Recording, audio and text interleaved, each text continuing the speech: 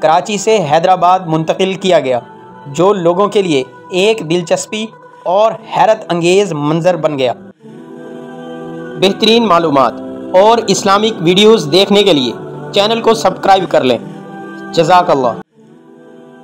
پاکستان کی تاریخ میں پہلی بار ایک نقارہ ہوائی جہاز کو سڑک کے ذریعے کراچی سے حیدرآباد منتقل کیا گیا، جو لوگوں کے لیے ایک دلچسپی اور حیرت انگیز منظر بن گیا۔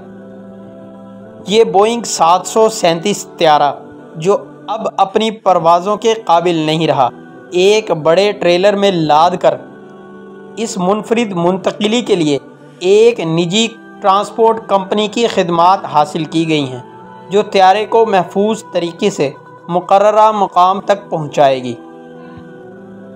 پاکستان ایئرپورٹ اتھارٹی کے مطابق اس طیارے کو تربیتی مقاصد کے لیے حیدرآباد منتقل کیا جا رہا ہے، جہاں اسے حیدرآباد ایئرپورٹ پر قائم اتھارٹی کے ٹریننگ سینٹر میں استعمال کیا جائے گا۔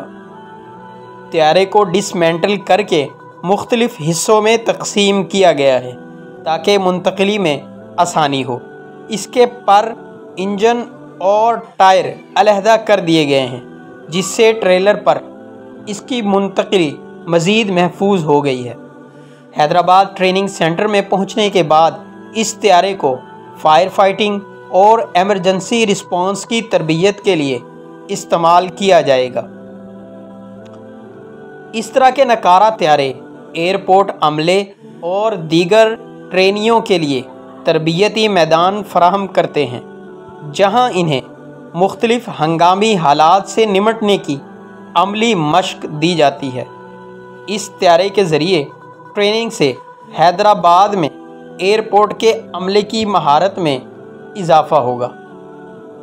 گزشتہ ماہ سعودی عرب میں طیارے کی سڑک کے ذریعے منتقلی، اس سے پہلے اسی نوعیت کا عمل سعودی عرب میں بھی دیکھنے میں آیا، جب 3 بوئنگ 777 طیاروں کو جدہ سے سعودی دارالحکومت ریاض منتقل کیا گیا۔ اس طیارے کی منتقلی کا فاصلہ 1000 کلومیٹر تھا اور اسے 12 دنوں میں طے کیا گیا۔ دلچسپ بات یہ ہے کہ اس پیچیدہ منتقلی کے لیے پاکستانی ڈرائیورز کی خدمات حاصل کی گئی تھیں، جو کہ اس نوعیت کے طویل اور مشکل سفر کے ماہر ہیں۔ پاکستان میں طیارے کی سڑک کے ذریعے منتقلی کا یہ عمل ایویشن اور ٹرانسپورٹ کی دنیا میں ایک اہم پیش رفت سمجھے جا رہے ہیں، جو پاکستانی شہریوں کے لیے ایک منفرد تجربہ ہے۔ یہ اقدام مستقبل میں اس قسم کے بڑے منصوبوں کی حوصلہ افزائی کرتا ہے اور پاکستان میں ٹرانسپورٹ اور لاجسٹکس کی ترقی کے امکانات کو بھی اجاگر کرتا نظر آتا ہے۔